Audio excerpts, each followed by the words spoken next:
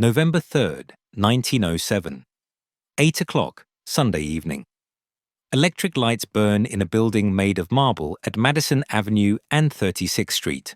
1 year old. Cost $1.2 million. Inside, men in dark suits sit in leather chairs. Renaissance paintings watch from the walls. Medieval manuscripts rest in glass cases. Bronze doors, hand-twisted bars, forged to custom specifications, stand closed. J.P. Morgan, 70 years old, sits at his desk. Papers spread before him. Balance sheets, loan amounts, numbers that refuse to add up. Outside, America's banking system is collapsing. Inside, these men cannot leave. For 2 weeks, the nation has been hemorrhaging money. October 22nd, Knickerbocker Trust suspended operations. $8 million withdrawn in a single day. The panic spread like contagion. Trust Company of America, Lincoln Trust, smaller banks folding, call loan interest rates spiking toward 100%, the stock market in freefall. This library became a war room, bank presidents arriving in rotation, sharing numbers, begging for solutions, Morgan examining books, his investigator unable to determine who's solvent, who's finished. Now it's November 3rd, Sunday night. Tomorrow is Monday. Markets open. Without agreement tonight, the collapse accelerates. Morgan makes his decision. The doors lock. "Gentlemen," he says, not looking up, "we're not leaving until this is settled." Outside, a policeman walks his beat on Madison Avenue. Gas lamps flicker. Most of the city sleeps, unaware that inside this marble temple, a handful of men are deciding whether America will have money tomorrow morning. This isn't a library. It's the central bank America doesn't have. And one man, this man, holds the only key. Who gave him this power? And how did a private palace become the command center for a nation's survival? To understand how we arrived at this locked door, we have to go back, not to the beginning, to 1880, to the moment Morgan realized he needed a fortress. Madison Avenue, 1881. Morgan is 43 years old, already powerful but not yet dominant. He runs J.P. Morgan and Company in partnership with his father's London house. The firm finances railroads, reorganizes bankrupt corporations, moves capital across the Atlantic. Morgan himself is becoming indispensable, quietly, without spectacle. But he needs a New York base, not just a residence, a position. The mathematics are straightforward. In 1880, Morgan's share of firm profits, $800,000. In today's money, approximately $25 million. The following year, 1881, nearly $1 million in profit, equivalent to $31 million today. Not Rockefeller wealth. John D. Rockefeller will die worth roughly $400 billion in inflation-adjusted terms. Not Carnegie wealth. Andrew Carnegie will sell his steel empire for sums that dwarf Morgan's personal fortune. But more than enough. More than most Americans will see in 10 lifetimes. Morgan studies the Manhattan real estate market. He's methodical. He doesn't chase fashion. The Vanderbilts are building palaces on Fifth Avenue. Marble facades. Ballrooms that seat 300. Ostentation as strategy. Morgan wants something different. He wants a corner. 1881. He purchases 219 Madison Avenue, southeast corner of 36th Street, one of 3 identical Italianate brownstones built in 1852 and 1853. 45 rooms, 12 bathrooms, pink-toned stone, restrained ornament, nothing vulgar, nothing desperate for attention. The houses were originally built for the Phelps and Dodge families, Copper Fortune, Phelps Dodge Mining Company. These families wired America. Their copper carried electricity before most Americans understood what electricity was. Industrial wealth, old money by American standards, though nothing compared to European dynasties. Now Morgan buys their house, takes their address. The symbolism isn't lost on anyone paying attention.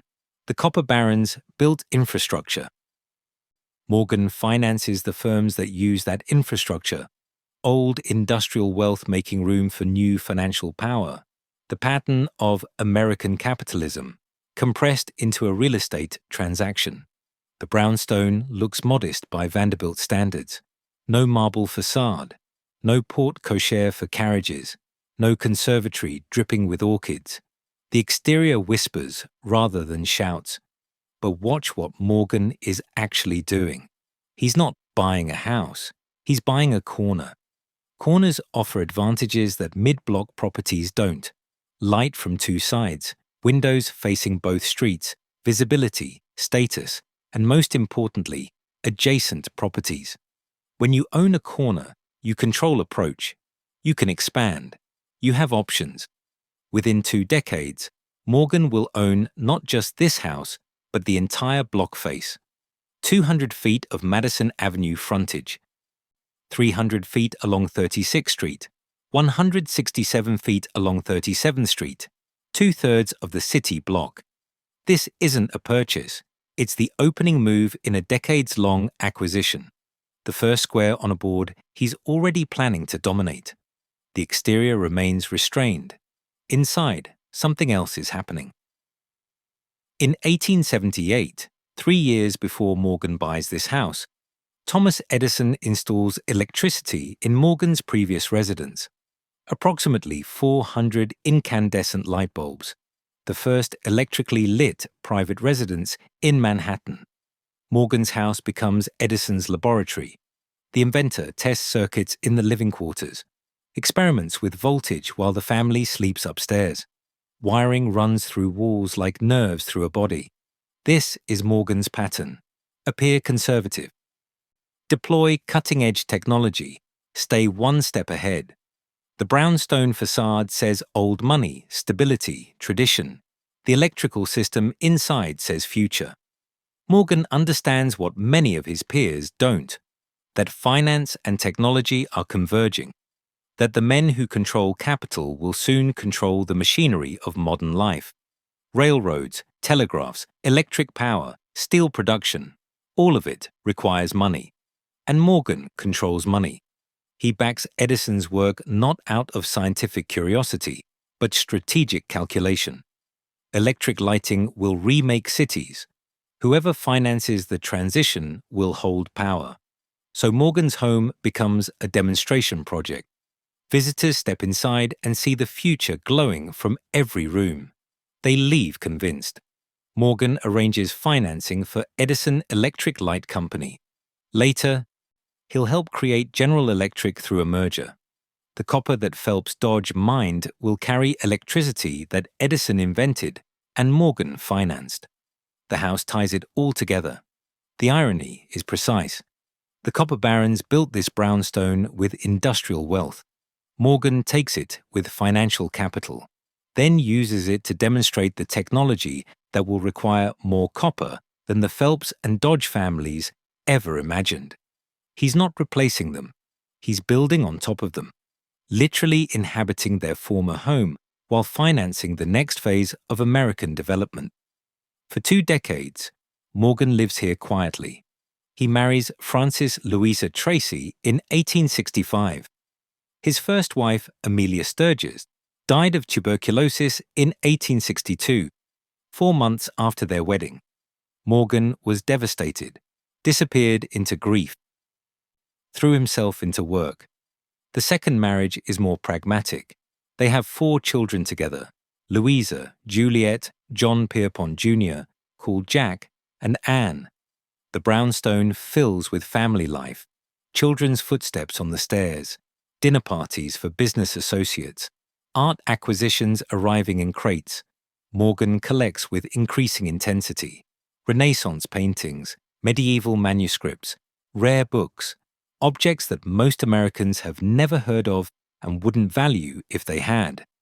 He buys not for display, but for possession, for the satisfaction of owning what cannot be replicated. The collection grows faster than the space. By 1900, the brownstone is crowded, art stacked in storage. books spilling from shelves, manuscripts in need of proper climate control. Morgan's ambitions are growing faster than both. He's organizing U.S. Steel, consolidating railroads. His reach extends across industries, and his collection, this private accumulation of Western civilization's treasures, needs a proper home. He looks at the properties around him. The block is changing. Some of the old families are dying. Estates going to probate, land coming available. Morgan begins to calculate, not just what he wants, what he can control, how much of this block he can acquire before anyone realizes what he's doing. 1895 passes. 1900 arrives. Morgan is 63 years old, wealthy beyond measure by normal standards, though still not as rich as Rockefeller or Carnegie, but richer in a different way, in control, in position. His brownstone sits on its corner, unremarkable from the street. Inside, electric lights burn. Art accumulates. And Morgan begins planning his next move. The adjacent properties, the entire block. Not just a home anymore, a compound, a fortress, a place where he can house not just his family, but his legacy, where beauty and power can exist in the same space, where the private man and the public titan can finally align. He doesn't know yet that within 7 years, he'll be building a marble temple, that within 26 years, he'll lock men inside it and refuse to let them leave until they save America's banking system, that this quiet corner purchase in 1881 is the foundation for everything that follows. But he suspects. Morgan always suspects. That's why he bought the corner. And by 1900, his suspicions will be proven right. Turn of the century, 1900. Morgan is now 63 years old. No longer just powerful, dominant. In 1901, he organizes U.S. Steel, the first billion-dollar corporation in history. He controls 21 railroads.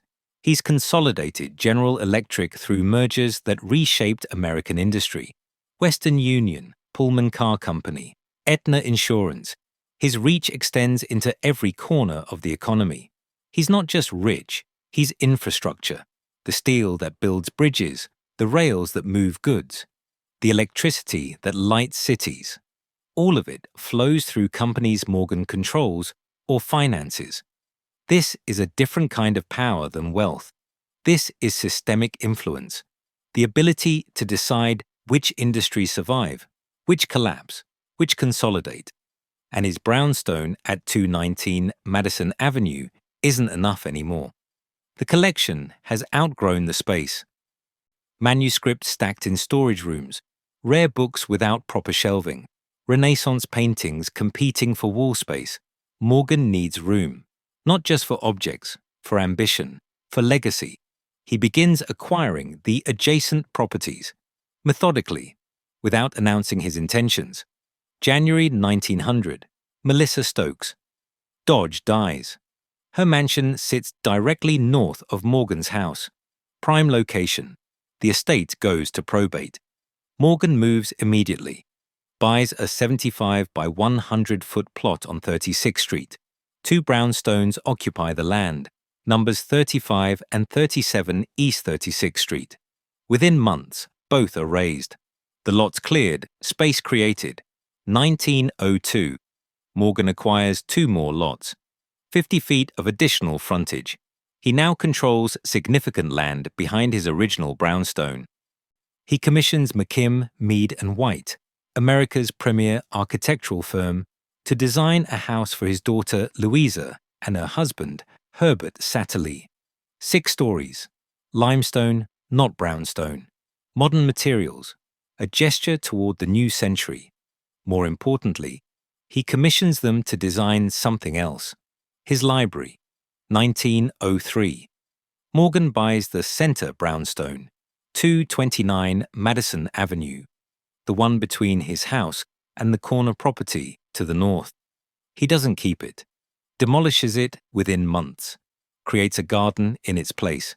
Green space, a buffer, privacy between the public street and his private domain. The old copper baron house comes down without ceremony. The past making room for Morgan's future.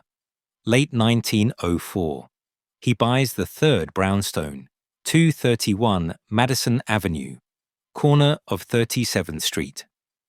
The last of the original 3 Phelps Dodge houses, this one he keeps intact, gives it to his son, Jack, John Pierpont Morgan Jr. Jack lives nearby at 22 Park Avenue with his wife, Jane Norton Grew. The gift comes with expectations. Jack will renovate. Architect R.H. Robertson handles the work.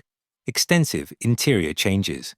The exterior modifications alone cost $1,900, approximately $61,000 in today's currency, a fortune for cosmetic improvements. But Morgan wants the block to look unified, controlled, his. By 1907, Morgan controls the entire 197.5-foot frontage on Madison Avenue, 300 feet along 36th Street, 167 feet along 37th Street, 2/3 of the city block. Not a home anymore, a compound. An empire in miniature. Private property transformed into institutional presence. But the centerpiece, the structure that will define everything, is the library. 1902. Morgan selects his architect, Charles Follen McKim, age 55, trained at the École des Beaux-Arts in Paris, the first American to complete that program. He designed the Boston Public Library, the Rhode Island State House, mansions for the Vanderbilts. He's at the absolute peak of American architecture, and he understands something crucial. Morgan doesn't want a house. He wants a temple. The vision is specific. Italian Renaissance palazzo, based on Villa Giulia in Rome. Not a mansion where you live, a sanctuary where you preserve. To house manuscripts, rare books, prints, objects Morgan has been acquiring since the 1890s with increasing obsession. Medieval illuminations, Gutenberg Bibles, Shakespeare folios, Rembrandt etchings, the cultural patrimony of Western civilization, purchased one object at a time and shipped to New York. The material is Tennessee pink marble, not local stone, not even imported Italian. American marble, quarried for durability and beauty. Each block numbered according to McKim's drawings, shipped by rail from Tennessee to New York, over 1,000 miles, every stone inspected upon arrival, any crack, any flaw, any imperfection, rejected. Morgan's standards allow no compromise. The innovation is ancient, dry masonry, blocks fitted so precisely to 1/64th of an inch that virtually no mortar is needed. Roman technique, rarely attempted in modern construction because the precision required is extraordinary. The tiniest error compounds across courses. The building fails, or it stands for millennia. Nothing in between. The stonework contractor nearly goes bankrupt trying to meet Morgan's specifications. He refuses stone after stone, sends blocks back to Tennessee, demands perfection. The contractor pleads. Morgan is unmoved. Quality over cost, always. The dry masonry alone adds $50,000 to construction, $1.6 million in today's money, just for the joinery technique. McKim suggests it. Morgan agrees immediately. What's money compared to immortality? Construction begins in 1902. The excavation first. Foundations dug deep into Manhattan bedrock. Then the walls, course by course. Italian stonemasons brought in for the specialized carving. Men from Carrara, from Pietrasanta. Regions where stone cutting is generational knowledge. They shape blocks with ancient tools, chisels, hammers, their hands reading the grain of the marble the way you read a language. Local workers handle general labor, excavation, materials transport, mortar mixing for the interior, brick walls. The library has 2 skins, Tennessee marble outside, New York brick inside, with an air gap between for insulation and moisture control. Modern engineering inside an ancient aesthetic. Carpenters construct the oak interiors. The library's East Room will have floor-to-ceiling wooden bookshelves, carved paneling, a painted ceiling 40 feet above the floor. Morgan's private study, the West Room, will have 3 tiers of bookshelves, a hidden spiral staircase, a fireplace, and Italian Renaissance paintings mortared into the walls. Literally built into the architecture, permanent. 4 years of continuous work, 50 to 150 workers at peak, based on the project's scale. The exact number unrecorded, their names unrecorded. What we know, typical wages. A skilled stonemason earned $4 to $6 per day. A common laborer earned $1.50 to $2.50. 10-hour days, 6 days a week.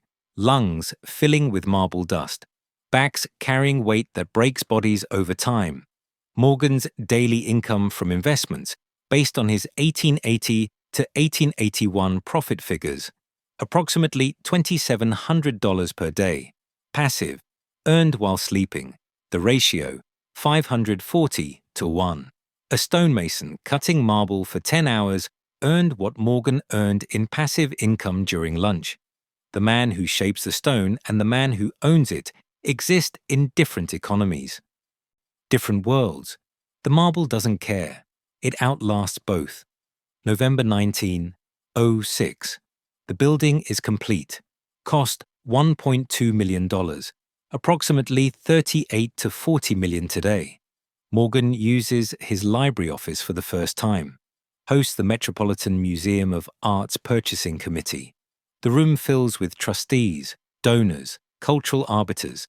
They sit in leather chairs, admire the ceiling, marvel at the craftsmanship. The Wall Street Journal reports that Morgan wanted the most perfect structure that human hands could erect and was willing to pay whatever it cost. Perfect. The word matters. Not beautiful, not impressive. Perfect.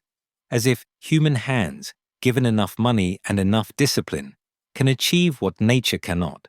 Flawlessness. In 1932, a survey of 50 prominent American architects will rank the Morgan Library as America's best building. 11 of them place it first, above everything else constructed in the nation's history. The marble justifies itself. But stand outside on 36th Street today. Look at those blocks fitted to 1/64th of an inch. Ask who cut them, who set them, who nearly went bankrupt maintaining standards. Their names? Gone. Did anyone die during construction? Probably. Large projects in that era always cost lives. Falls, crushed limbs, stone dust accumulating in lungs until breath becomes impossible. The records don't exist or were never kept. The library is called Mr. Morgan's Jewel Case during construction. It's beautiful, undeniably. But beauty is never neutral. Every block of Tennessee marble represents hours of quarrying. Explosives, saws, transport. Every precisely fitted stone represents a mason's skill. Knowledge earned over decades, applied in moments. The building will stand for centuries. The workers' names are already forgotten. 1 year later, this library becomes the command center for America's financial system, the place where Morgan locks doors and refuses to let men leave until they save the banking system. The temple becomes fortress. Beauty becomes power. And the line between private property and public infrastructure, always blurry with Morgan, disappears entirely. But first, the library needs someone to run it, someone to catalogue the manuscripts, acquire new treasures, guard the collection. And in 1905, Morgan hires the most brilliant librarian in America. She will build his legacy. She will spend millions of his dollars. She will become one of the most respected cultural figures of her generation, and she will hide the most dangerous secret of her life. Summer 1905. A young woman walks into Morgan's library for an interview, 26 years old, confident without arrogance, erudite, fluent in art history and bibliography. Her name is Belle da Costa Green. She's worked at Princeton University Library for 3 years, cataloging, reference work. She's proven herself capable with rare materials. Morgan's nephew recommended her. The interview goes exceptionally well. Morgan hires her immediately, gives her full authority over his collection. Thousands of books, manuscripts, prints accumulated over decades without proper organization. She'll bring order. She'll acquire new treasures. She'll build something permanent. What Morgan doesn't know, what almost no one knows, is that Belle da Costa Green is not her real name. She was born Belle Marion Greener on November 26, 1879, in Washington, District of Columbia. Her father, Richard Theodore Greener, was the first black graduate of Harvard University, 1870, the first, before Reconstruction ended, before Jim Crow fully calcified. He became the first black professor at the University of South Carolina. Later, a diplomat to Russia under President McKinley, a scholar, an orator, a man who believed education could overcome prejudice. Her mother, Genevieve Ida Fleet Greener, came from a prominent African-American family in Georgetown, music teacher. Her father, Belle's maternal grandfather, was James H. Fleet, abolitionist, founding member of Mount Zion United Methodist Church. The church served as a station on the Underground Railroad in antebellum Washington. Freed slaves passed through its basement on their way north. Belle Marion Greener was born into black intellectual aristocracy. Her lineage was resistance and achievement. Her inheritance was pride. In the 1890s, her parents separate. The reasons are private, the consequences public. Her mother moves the family to New York City and makes a decision that will shape every life in the household. In Jim Crow America, Belle and her siblings have a choice. Most black Americans don't. They are light-skinned, ambiguous. They can pass. The family name shortens from Greener to Green. Genevieve changes her maiden name from Fleet to Van Vliet, claims Dutch ancestry. Belle drops Marion. Adopts da Costa instead. Explains her olive complexion as Portuguese heritage. Mediterranean bloodlines, exotic but European. Safe. Her brother Russell also takes da Costa. The siblings present a unified fiction. They cross the color line, all of them, together. The cost is immediate. Belle never speaks to her father again after taking the Morgan job in 1905. On passport applications throughout the 1910s, she lists him as deceased. He's not. Richard Theodore Greener, Harvard's first black graduate, a diplomat, a scholar, lives until 1922. They may have met once. Chicago around 1913. No records survive, no letters, no acknowledgement. He exists in her past like a wound she can't let heal without exposing it. 1905 to 1908. Belle organizes Morgan's chaotic collection. Ada Thurston assists as her deputy. They work methodically. Every manuscript catalogued. Every book assessed for condition, provenance, rarity. Belle proves brilliant at the work. More than that, Morgan trusts her judgment, gives her purchasing authority, listens when she explains why a particular illuminated manuscript matters, why this Gutenberg Bible is superior to that one, why medieval liturgical texts reveal cultural history, others dismiss. 1908 to 1913. Belle begins traveling to Europe as Morgan's agent, buying for him, spending millions. She negotiates with dealers in London, Paris, Florence, men who've dealt in rare books for generations. They respect her expertise in illuminated manuscripts, her eye for quality, her refusal to be cheated. She studies under Sidney Cockerell at the Fitzwilliam Museum in Cambridge, England, later Bernard Berenson in Italy, the art historian, the connoisseur. possibly the love of her life, though the relationship remains ambiguous in surviving correspondence, professional or romantic or both. She keeps that secret too. Her acquisitions become legendary. The Caxton printing of Thomas Mallory's Le Morte d'Arthur, 1485, the only surviving copy. She buys 13th century Old Testament miniatures from France in 1916, 43 leaves of illuminated vellum, images of the Hebrew Bible rendered by French Gothic artists who'd never seen the Holy Land. She acquires sections of the Crusader Bible, medieval manuscripts that will form the core of what becomes one of the world's great collections. She's often one of only 2 women at auction, the other usually a widow selling her husband's library. Belle is there to buy. Dealers learn not to condescend. She knows more than they do, has more money to spend. Morgan's money, unlimited purchasing power as long as she brings back treasures worth the price. March 31st, 1913. J.P. Morgan dies in Rome, age 75. Belle is 33. Her position suddenly uncertain. The man who hired her, trusted her, gave her authority, gone. His son Jack inherits everything, the firm, the art, the library, and Jack shows little interest in rare books.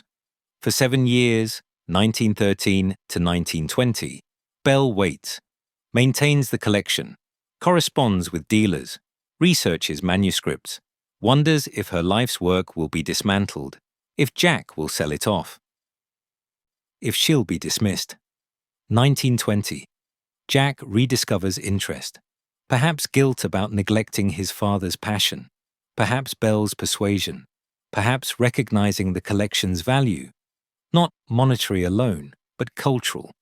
He approves her budget. She resumes European acquisitions, buying aggressively through the 1920s as post-war Europe liquidates private collections. 1924.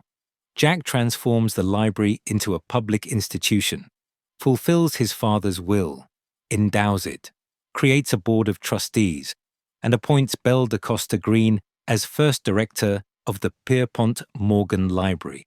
She's 45 years old. She'll hold this position for 24 years.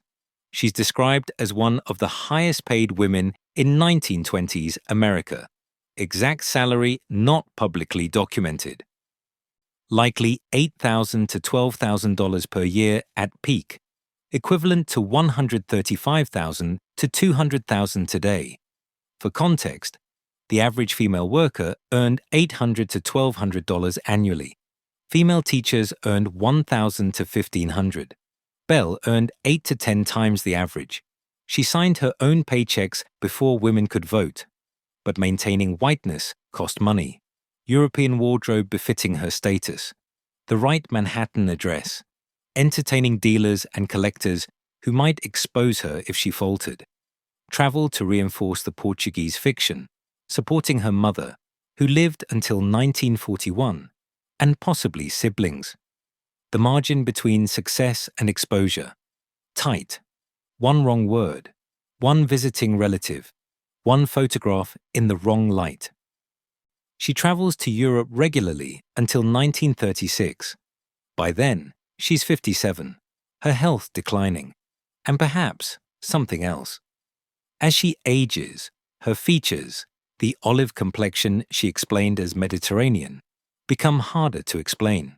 Skin changes with age. What passed for Portuguese at 26 looks different at 60. She begins retreating from public view. 1948. Belle retires at age 68. The library appoints a successor. She withdraws to private life. And sometime before 1950, she burns her personal diaries. 10 volumes. Everything.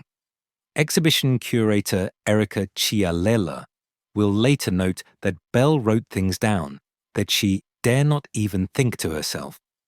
Thoughts too dangerous even for private pages. Now, Ash, May 10th, 1950. Belle da Costa Green dies. Her secret dies with her. For nearly 50 years after her death, the truth remains hidden. She's remembered as a brilliant librarian, Portuguese ancestry, exotic, cultured, charming, fierce in negotiations, devoted to Morgan's legacy, not black, never black. October 2024. The Morgan Library opens Belle da Costa Green, a librarian's legacy, 100 years after she became director. The exhibition tells the truth. Her father was the first black Harvard graduate. She passed as white for 43 years. She built one of America's great libraries while erasing herself. Today, less than 1% of librarians are black. Belle opened no doors she could acknowledge. The library celebrates her now. She would have hated the attention. Or perhaps she'd be glad someone finally knows. She earned enough to survive, could travel, dress well, command respect in auction houses, built a collection worth hundreds of millions, signed checks for more money than most Americans would see in lifetimes. But she couldn't sign her own name, couldn't acknowledge her father, Harvard's first black graduate, a diplomat, a scholar, even at his funeral. Couldn't mentor young black women trying to enter her field. Couldn't say out loud who she was. That was the price. Not money, identity. While Belle builds the collection in secret, Morgan builds his power in public. And that power, concentrated in his marble library, wielded without oversight, is about to be tested. We return to November 3rd, 1907. But now we understand what this room represents. The library, 1 year old, $1.2 million of Tennessee marble fitted to 1/64th of an inch. Bronze doors with hand-twisted bars. Inside, Renaissance paintings acquired across decades. Medieval manuscripts Belle Green is cataloguing. Rare books worth more than most Americans will earn in lifetimes. Beauty that cost fortunes to assemble. Tonight, it's a cage. October 16th, 1907. F. Augustus Heinze and Charles W. Morse attempt to corner United Copper stock, buy enough shares to control the price, force short sellers to buy from them at inflated rates. The scheme fails spectacularly. Copper prices collapse. Banks associated with Heinze, institutions where he holds influence, face depositor runs. Panic begins spreading. October 20th, Sunday morning. Morgan returns from a church convention in Richmond, Virginia. Arrives late Saturday night. By Sunday morning, his library at Madison Avenue and 36th Street becomes crisis headquarters.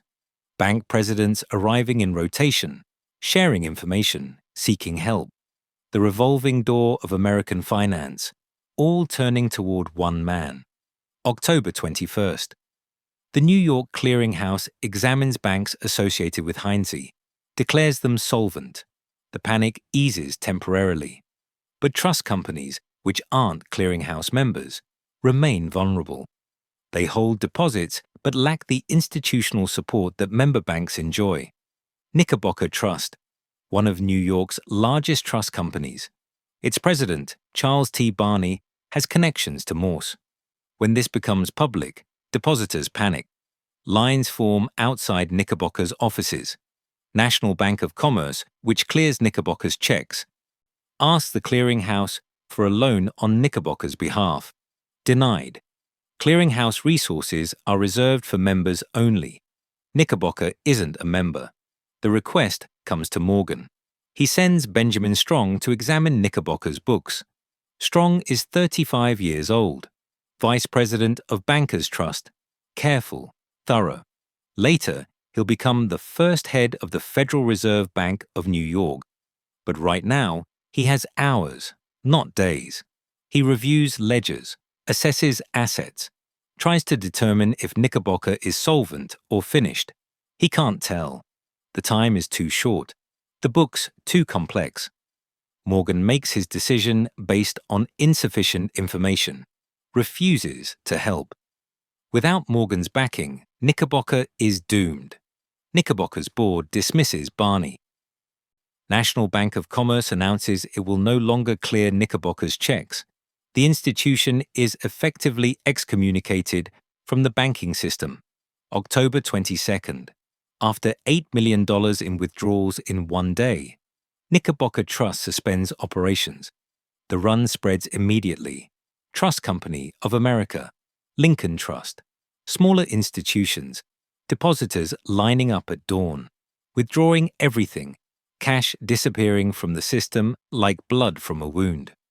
Treasury Secretary George Cortelyou comes to New York, coordinates with Morgan, not with the President, not with Congress, with Morgan. Deposits United States Treasury funds into banks based on Morgan's recommendations. The government is taking orders from a private citizen. Through the week, Morgan's library hosts continuous meetings. Call loan interest rates spike. At one point, they approach 100% per annum. Money becomes impossibly expensive. Stock prices collapse, credit freezes. The machinery of American capitalism seizes. Friday, November 1st. Still no resolution. Trust companies still bleeding deposits. Monday approaching, markets will open. Without a solution, the collapse accelerates. Sunday, November 3rd. Evening. Trust company presidents are summoned to Morgan's library. They arrive around 8 o'clock. Gas lamps glow along Madison Avenue. Electric lights blaze inside the marble building. They enter through the bronze doors. Expect another meeting, another negotiation, another plea for Morgan's help. This time is different. At some point, beginning, middle, we don't know. Morgan locks the doors, quietly, without announcement, just the sound of a lock engaging. Metal against metal. The trust company presidents realize they're trapped. "Gentlemen," Morgan says, not looking up from the papers on his desk, "we're not leaving until this is settled." The room is likely Morgan's private study. The West Room. Oak paneling floor to ceiling. 3 tiers of bookshelves. A fireplace with Renaissance bronzes on the mantel. Paintings by old masters built into the walls. And on Morgan's desk, ledgers, balance sheets, loan amounts. Numbers that refuse to reconcile. A financial system coming apart in columns of ink. What we know, they negotiated for hours, into the night. Past midnight, almost certainly. These are powerful men. Trust company presidents controlling millions in deposits. Respected, influential, being overpowered by one more powerful man. What we don't know, the exact words. Who resisted longest? Who capitulated first? Whether Morgan offered whiskey or let them sit in tension. Whether anyone tried the door and found it locked. Whether fear or resignation prevailed. The room kept its secrets. But we know the outcome. Late that night, well after midnight, an agreement is reached. Each trust company pledges funds to a central pool. Morgan coordinates it, acts as clearinghouse. Weaker institutions can borrow. The strong support the weak. The system stabilizes not through government intervention, but private coordination. Coerced cooperation. The doors unlock. The men leave. Dawn is approaching. Monday, November 4th. Markets open with renewed confidence. Over the weekend, Morgan organized 2 committees. One briefs clergy. Pastors calm their congregations during Sunday services. God and Morgan working in concert. The other committee briefs newspapers. Reporters explain the rescue package. Public perception managed, panic contained. The New York Clearing House issues $100 million in loan certificates, a substitute currency. Banks can trade these among themselves to settle balances while preserving cash for depositors. Credit begins flowing again. The panic doesn't end immediately. One more crisis emerges. Moore and Schley brokerage faces collapse. Their collateral, Tennessee Coal, Iron and Railroad Company stock, TC&I. If the stock price falls further, Moore and Schley can't cover their loans. They fail, triggering another cascade of bankruptcies. Morgan proposes a solution. U.S. Steel, which he organized in 1901, will acquire TC&I. The purchase stabilizes the stock price, saves Moore and Schley, prevents another collapse. Brilliant crisis management. But US Steel is already the world's first billion-dollar corporation, already dominates American steel production.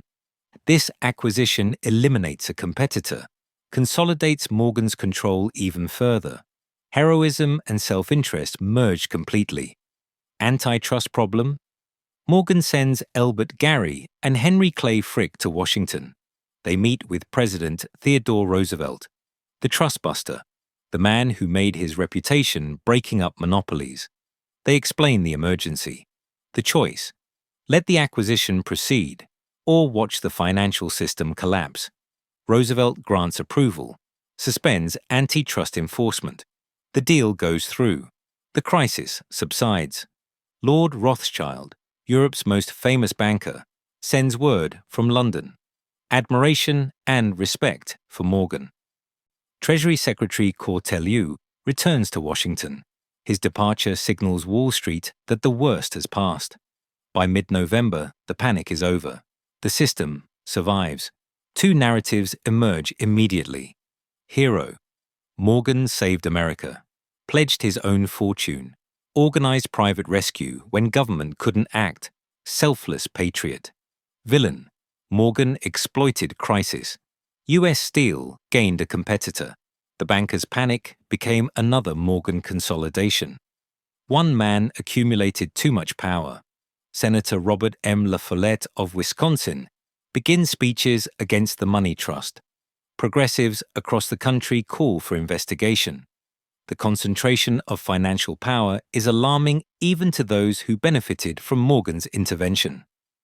1912.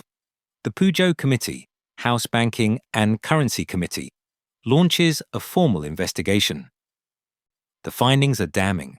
Morgan and a small cartel of financiers control 341 directorships in 112 corporations with aggregate resources of $22 billion.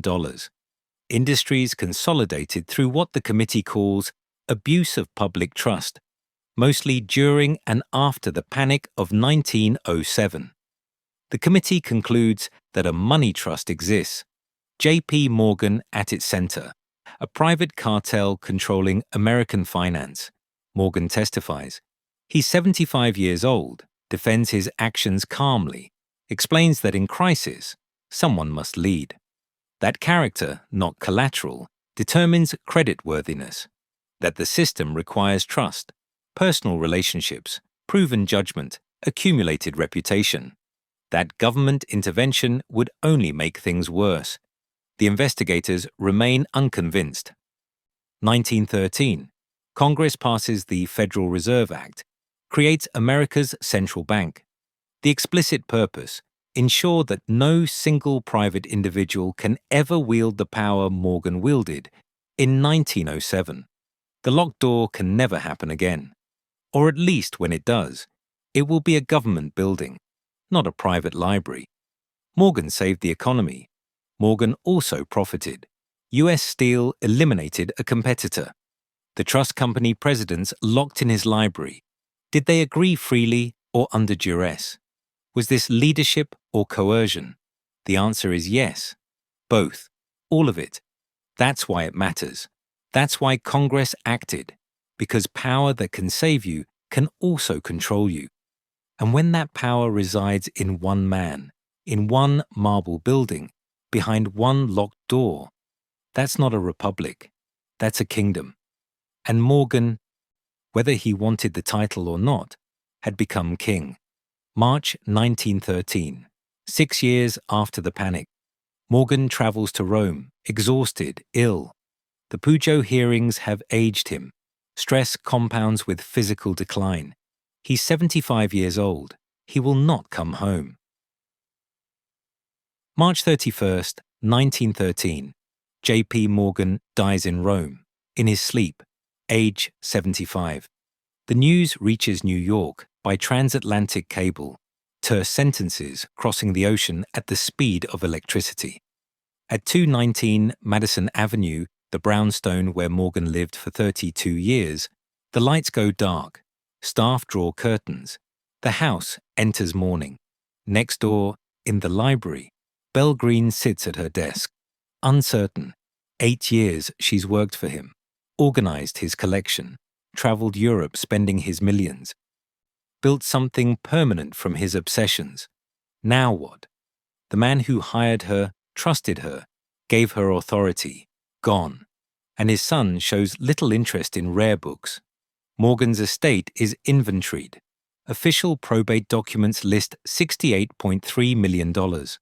Biographer Ron Chernow estimates higher, perhaps $80 million.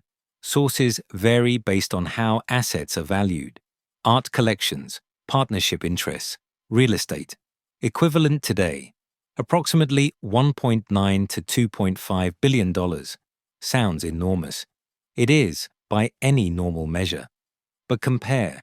John D. Rockefeller will die worth roughly $400 billion in inflation-adjusted terms. Andrew Carnegie sold his steel empire for sums approaching $310 billion in today's money.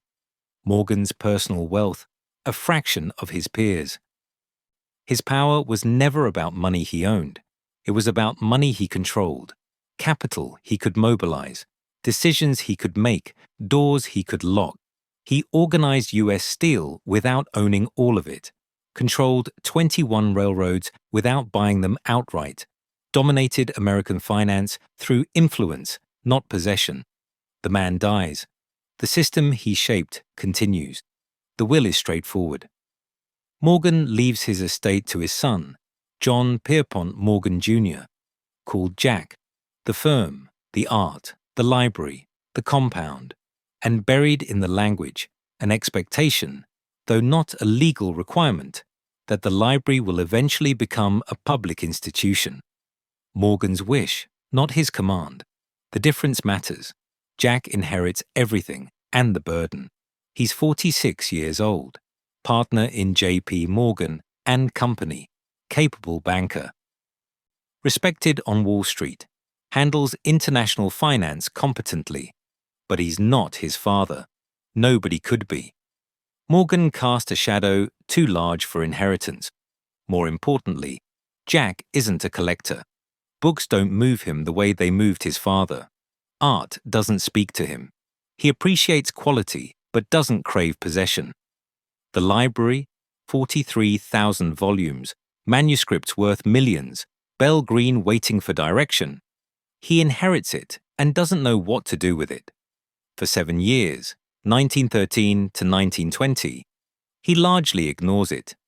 Bell maintains the collection, catalogues new arrivals, corresponds with dealers, researches provenance, waits, wonders if this is the end, if Jack will sell it off, if her life's work will be dismantled and scattered to other collectors. The uncertainty corrodes.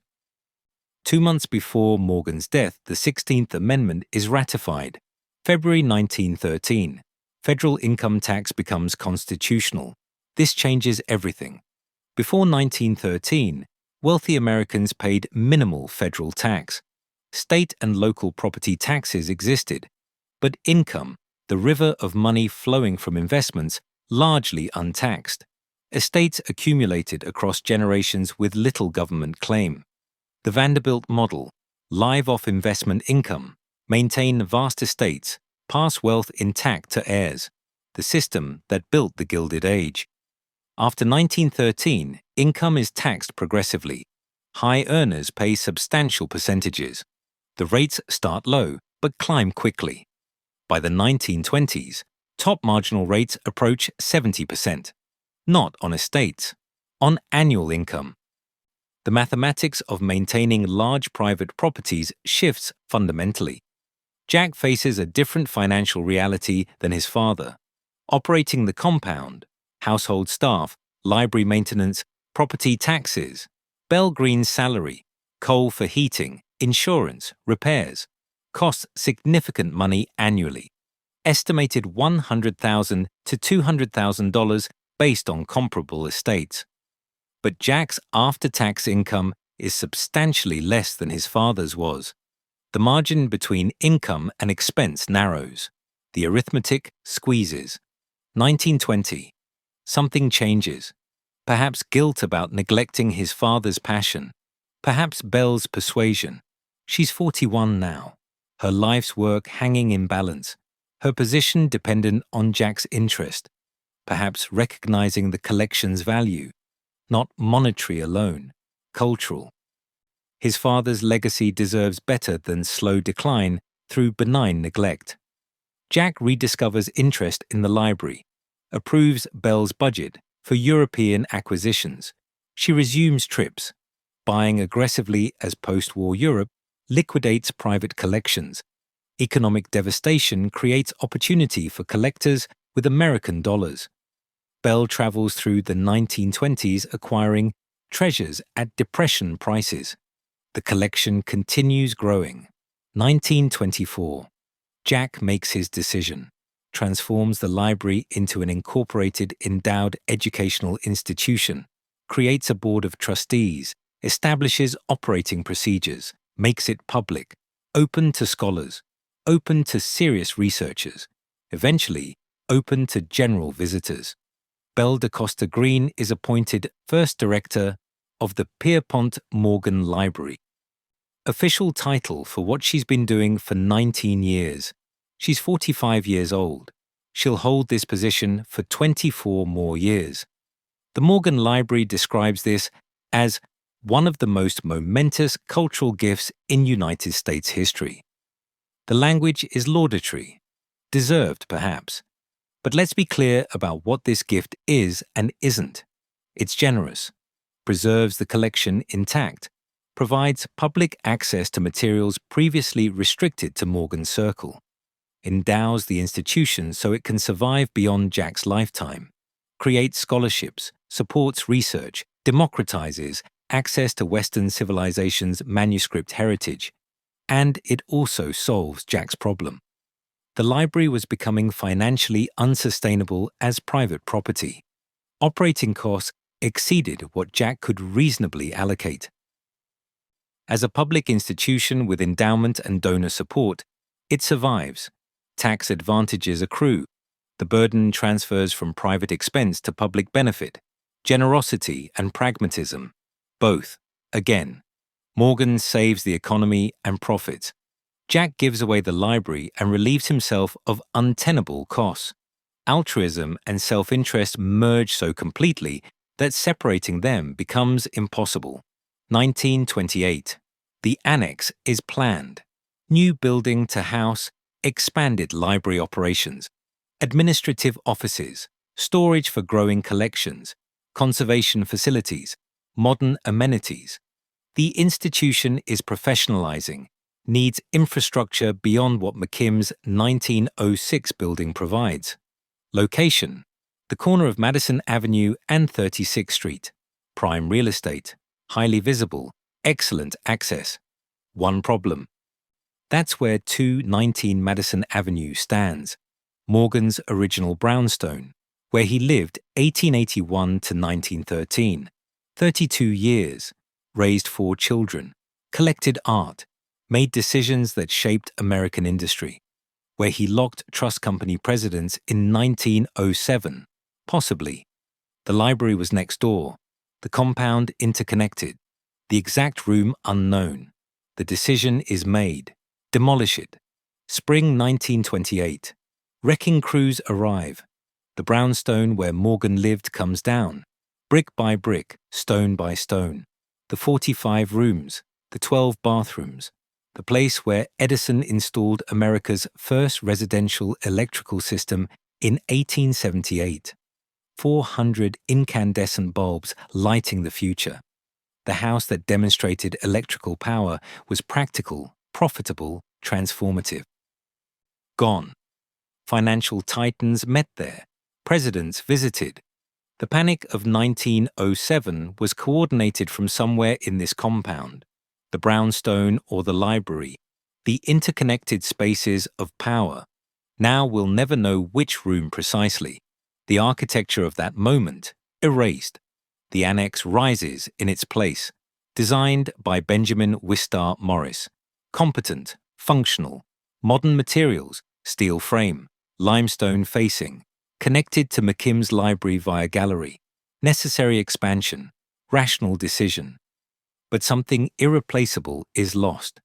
Not just a building, the physical space where power resided, where one man controlled America's financial system from a private residence.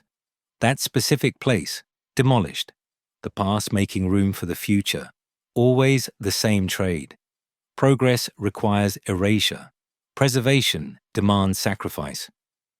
You can't keep everything. Choices must be made. Still. Walking Madison Avenue today, you can see the annex. Competent architecture. Nothing wrong with it. But imagine what stood there before. The brownstone where Morgan lived, where he accumulated power, where the private man and the public titan existed in the same physical space. That's gone.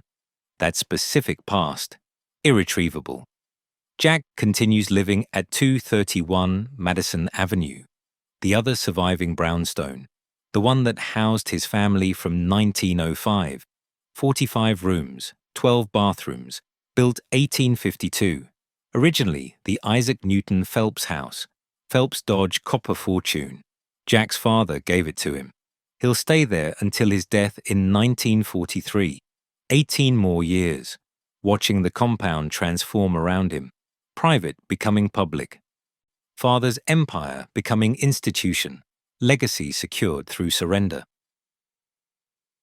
1943, Jack Morgan dies at 231 Madison Avenue, age 76, lived in that brownstone since 1905, 38 years. The family sells it to the Lutheran Church in America. Headquarters. The last surviving piece of the original compound leaves Morgan control. Belle Green is still director. She's 64. She'll work 5 more years before retiring in 1948. 1950. Belle dies.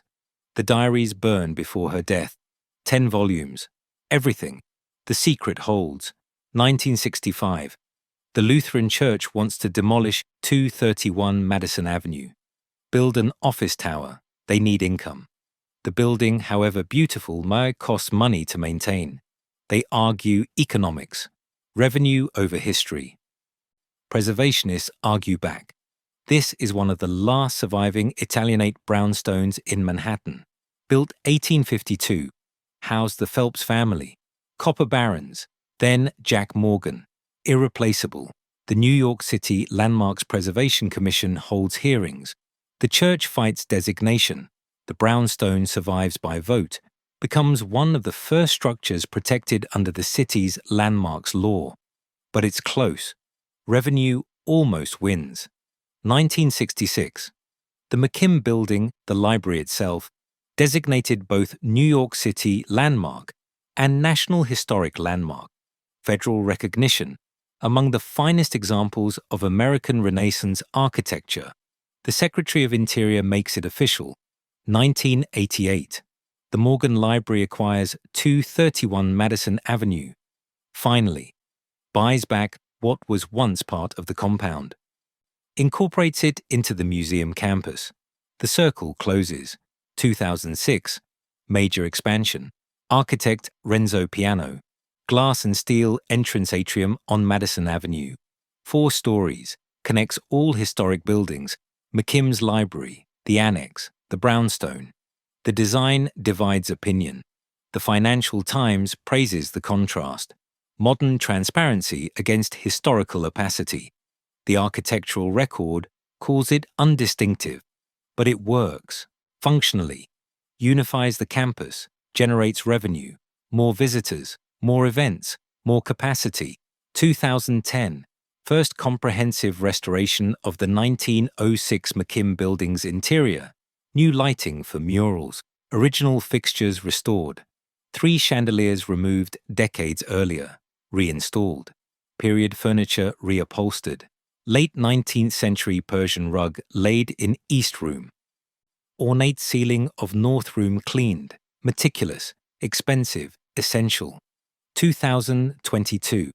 First comprehensive exterior restoration since 1906. 116 years. The Tennessee pink marble exposed to New York weather for more than a century, needs conservation. The two lionesses by Edward Clark Potter, flanking the entrance, need specialized art conservation. The work takes years, requires stone conservators, not just contractors. Every surface evaluated, cleaned, stabilized, protected cost millions, funded by grants, donors, the city of New York. Preservation is never finished. It's a standing expense. Today, the Morgan Library and Museum draws over 1 million visitors annually. Pre-pandemic figures, one of the world's great research libraries. The collection Bell Green built, medieval manuscripts, rare books, old master drawings, remains core. Admission, $25 adults, $17 seniors and students. Free for members and children under 12. Free Friday evenings 7 to 9. Operations, annual budget in millions. Staff of dozens. Conservation labs, climate control, security, educational programs, exhibitions, publications, digital access. The endowment Jack Morgan established in 1924 provides partial support, not full funding. The institution relies on admissions, memberships, grants, donations. Even now, in 2024, the dream costs money, constant money. The marble needs cleaning. The manuscripts need climate control. The building needs systems upgrades. Preservation is a standing expense, never paid off. October 2024. Exhibition opens. Belle DaCosta Green, A Librarian's Legacy. 100 years after she became director, 74 years after her death. For the first time, the Morgan tells her full story.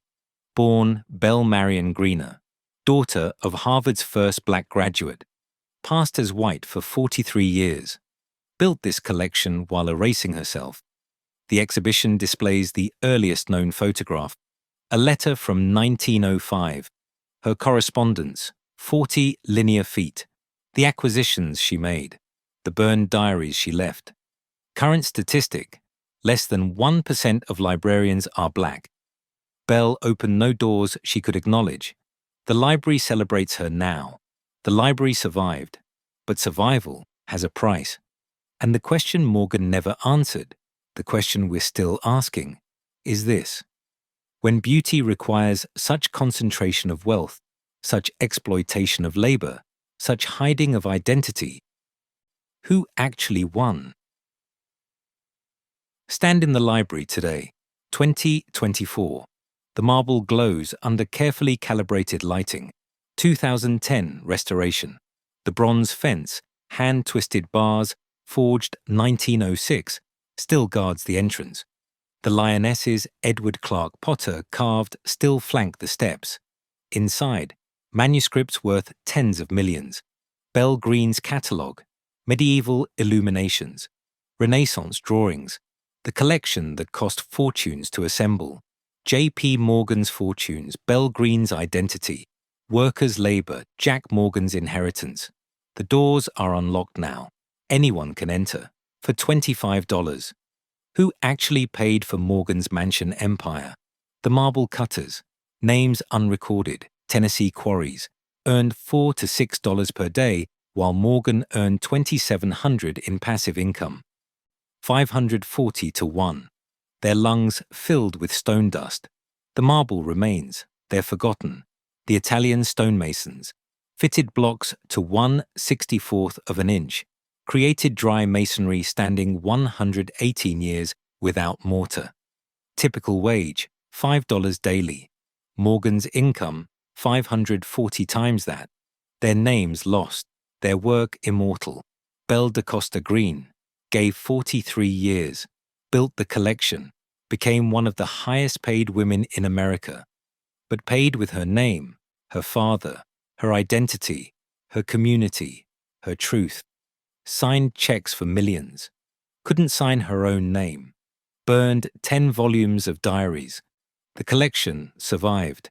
She erased herself. The American public, who bailed out banks in 1907 while Morgan consolidated power. Who paid taxes after 1913 to fund a government that created the Federal Reserve specifically to prevent one man from ever having Morgan's power again? J.P. Morgan himself. $80 million fortune. Power to lock doors and decide a nation's fate. But also, target of investigations, criticism, congressional hearings, king without kingdom. Died in Rome, age 75, exhausted, built an empire, never saw it become what his son made it. Public, Jack Morgan, inherited burden, not passion, gave away his father's dream because keeping it was unsustainable, generous and pragmatic, both, lived at 231 Madison until 1943, watching the compound transform from private to public. Legacy, he let it go. Today's visitors, who pay admission to walk through someone else's locked door. Who fund operations through tickets, memberships, donations. The dream survives because we pay for it, collectively, continuously, forever. How much does this dream cost? In 1906, $1.2 million for the library. Operating expenses perhaps $100,000 to $200,000 annually. In 1913, the income tax changes everything. In 1924, Jack endows it. But endowments don't cover everything. Never have. In 2024, annual budget in millions. Conservation ongoing. Climate control constant. The building demands attention. Always. Stone structures don't rest.